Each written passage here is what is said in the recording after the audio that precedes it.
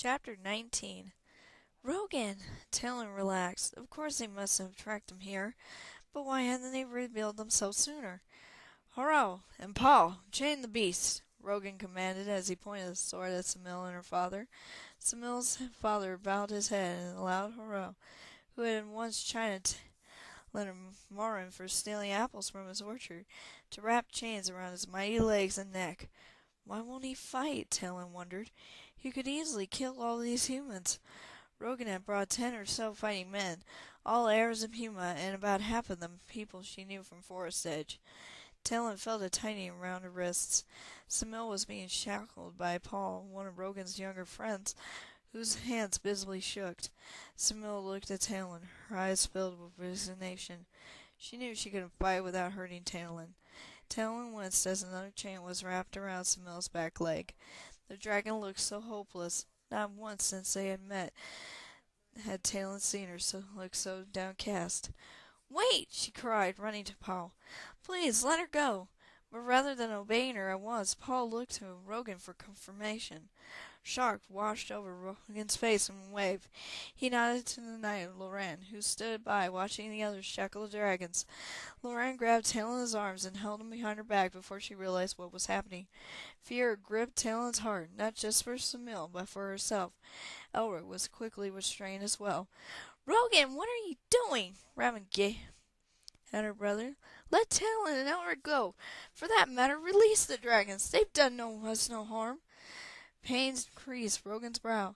"They enchanted you too, then?" He twitched the finger at Keel and the forest ledge.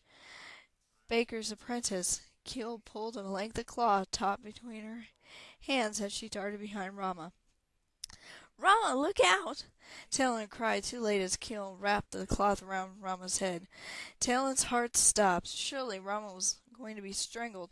Then she realized that the cloth was only to gag the wizard so she couldn't cast spells. Rama struggled for a moment, then relaxed when it was clear she wasn't in mortal danger. At least not yet. Why was no one fighting? Samil's father spoke to the knights in a low, rumbly voice. "I will go with you peacefully, honored knights. I have fought beside your kind before. I will not harm any of you." "Don't listen to the beast," Rogan barked. "It will enchant you as it has enchanted our friends." "We're not enchanted," Talon snapped. "Why won't you listen?" Rogan patted Talon's arm condescendingly.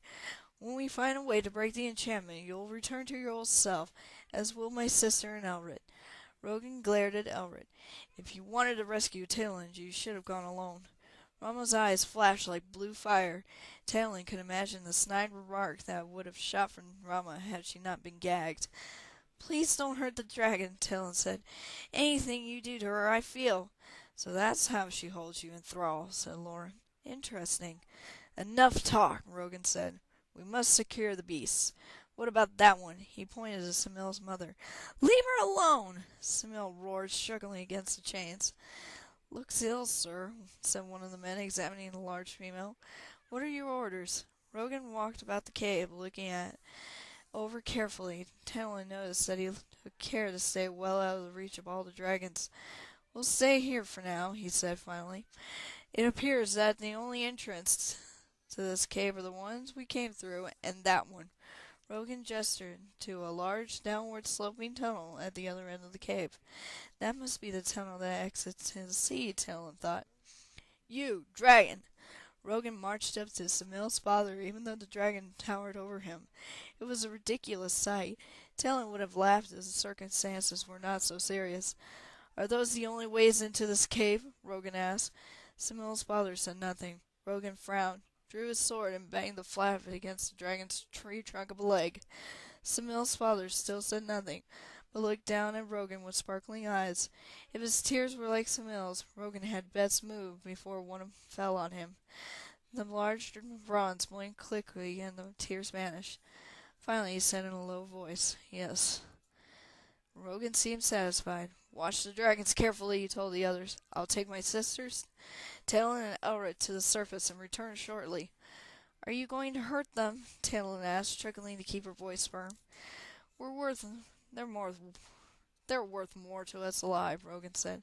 Talon went limp with relief and would have fallen to the ground were it not for the strong arms still holding her. Don't you remember the plan? Rogan asked Talon. We hope to capture 1 dragon. 3 is much better. Now the rest of the metallic dragons will be forced to listen to us. Rogan suddenly clamped his mouth shut and glanced at the dragons. Smil and her father remained motionless. Let's talk elsewhere. Loren, Paul, and Britta, bring the prisoners with me. Talon managed one last look at Smil as they were carried back into the tunnel. She mouthed to the dragon, I'll save you. Smil looked surprised and bobbed her head slightly. Talon hoped that once they had a chance to sit and talk with Rogan, he might be persuaded to let the dragons go. That hope faded with every step they took toward the surface. Rogan simply refused to listen to anything Talon or Elred had to say about the dragons. Rogan refused to ungag his sister. How could you go off on your own, Rama? He berated her. We needed you. Rama still couldn't say nothing, but Elred spoke for her. Talon needed her more, Elred retorted. You were willing to abandon her. Talon would have agreed with me, Rogan said, turning to Talon. You always said that the mission of the heirs of human comes before the people. Yes, but that was before, Talon said, annoyed at having her own words flung back at her. I spent a lot of time with this dragon. She means us no harm, and any pain inflicted upon her I feel. Rogan burst out laughing. It was a strange sound, echoing through the tunnel. Talon couldn't remember a time when she saw him laugh, and found it disturbing. It's a slippery dragon, he said, to take the leader of the heirs of Yuma and make her believe such a thing. You don't believe me? Talon gasped.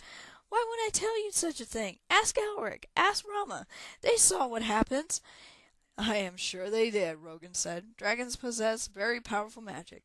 It's child's play for them to enchant you and make you say such lies. But she has no magic, Talon explained, feeling as though she were back with the Draconians. She probably could have convinced them more easily than Rogan, the hard-headed nut. When we became linked, she lost her magic and I lost my clerical powers. Don't you think the dragon would want you to believe that? Rogan spoke to Talon as though she were a very small child. It made Talon want to smack him. He truly lost it. Really, Talon, I'm surprised at you, Rogan said. Your brother was killed by a copper dragon. They aren't copper, they're bronze, Talon snapped. Rogan shrugged. I should have known even that reason wouldn't break through a spell, he said. Once we kill the young one, there will be no further problems. No! Talon struggled but could not break free. They dragged her and her friends out of the cave entrance and up the hill. The cliff overlooking the water was no longer empty. All the heirs of Huma were there, setting up camp. Rogan went to Talon and Rama's wagon, opened the door, and the guards pushed Rama, Talon, and Elred in. Perhaps we should kill the little one now, asked Intar, one of Rogan's friends. Rogan considered, then shook his head. We still need them for bargaining. We may be forced to send all 3 dragons' head at some point, but we should at least see what the Whitestone Council has to say first. Guard them, he said to Loren, Paul, and Britta, who nodded gravely. Rogan was more clever than Talon realized. He knew she might appeal to anyone from Forest Edge and could talk them into letting her go, so he had chosen people not from there.